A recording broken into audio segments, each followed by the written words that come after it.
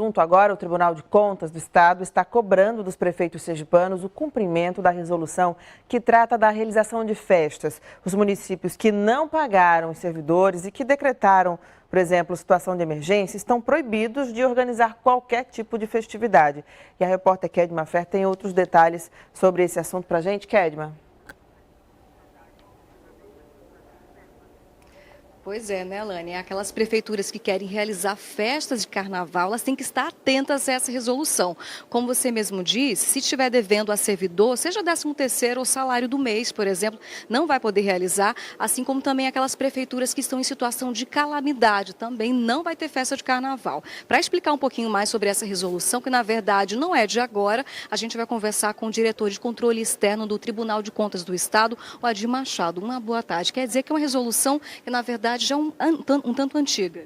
Sim, ela recentemente foi reformulada para incluir outras hipóteses de proibição e regulamentando o procedimento de informações da Prefeitura, no caso quem normalmente realiza essas festas mais questionadas, para o Tribunal de Contas.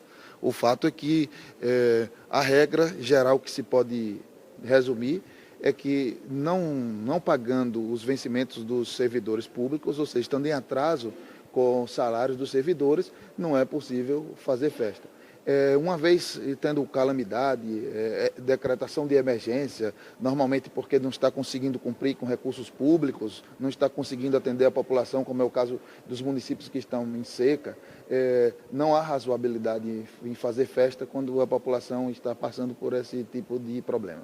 Mas para que essa resolução seja colocada em prática, é preciso que as prefeituras enviem essas documentações aqui para o Tribunal de Contas do Estado? Tem que funcionar dessa forma? Sim, na verdade, qualquer licitação, qualquer compra, hoje não apenas em função da resolução, mas em função da transparência em si. A lei manda que seja em tempo real, ou seja, realiza a despesa no máximo 24 horas, tem que estar no portal da transparência e, nesse caso, há um conjunto de informações a serem prestadas ao tribunal.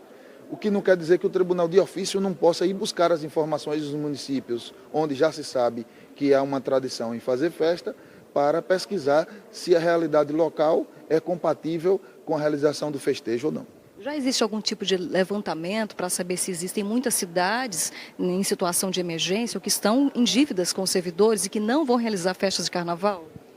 Na verdade, há uma caracterização dos municípios apenas em função dos levantamentos que foram feitos na Operação Antidesmonte. Mas o tribunal está em recesso até amanhã. Na quarta-feira, o tribunal volta com sua força total e aí caberá 6 áreas de controle e inspeção, cada uma com o seu conselheiro responsável pelas áreas, verificar o cumprimento ou não das regras básicas para saber se a festa é regular ou não. Na verdade, o Tribunal de Contas já tem assim uma vaga noção, uma vez que vocês, por exemplo, têm realizado reuniões, mesmo nesse período de recesso, por exemplo, com representantes do Sintese, de algumas prefeituras, já que os salários dos servidores estão em atraso. Não é? Essa informação está confirmada. O Tribunal tem visto nos últimos tempos essa coisa positiva que está acontecendo em Sergipe, que é a maior participação da sociedade e do gestor no controle. Quanto mais os prefeitos vêm ter as informações, acreditamos que ele vai cumprir melhor as regras, e são muitas para os prefeitos, entendemos isso, mas também o Sintese e demais sindicatos que frequentam o tribunal fazem um controle social e nos ajudam a resolver o problema, que creio, na melhor das condições, prevenir o problema é muito melhor do que remediar. Agora há pouco me perguntavam qual a sanção. Eu imagino que não seria razoável para o tribunal permitir a festa para depois sancionar o gestor. Melhor mesmo é que o tribunal faça um pronunciamento antes, avaliando e então estabeleça esse contraditório, esse diálogo com o gestor antes mesmo da festa ocorrer. O Adir Machado, gente, que é diretor de controle externo, ele também está trabalhando junto com a Operação Antidesmonte. Então, relacionado à operação, as prefeituras que já entregaram, por exemplo, houve uma alegação hoje pela manhã até do próprio presidente, o Clóvis Barbosa, de que algumas prefeituras entregaram CDs em branco relacionado à receita, né, os gastos do ano. Então, essa informação também ela é verídica. Eu não tive contato pessoal com esse material, com esse CD entregue em branco.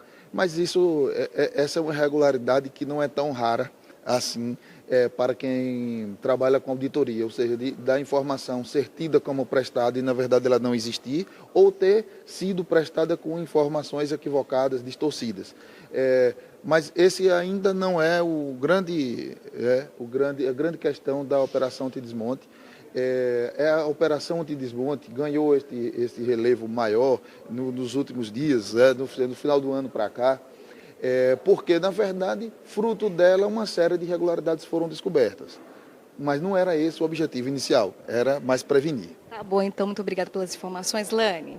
Obrigada, viu, Kedma, pelas informações, também ao gestor aí do TCE.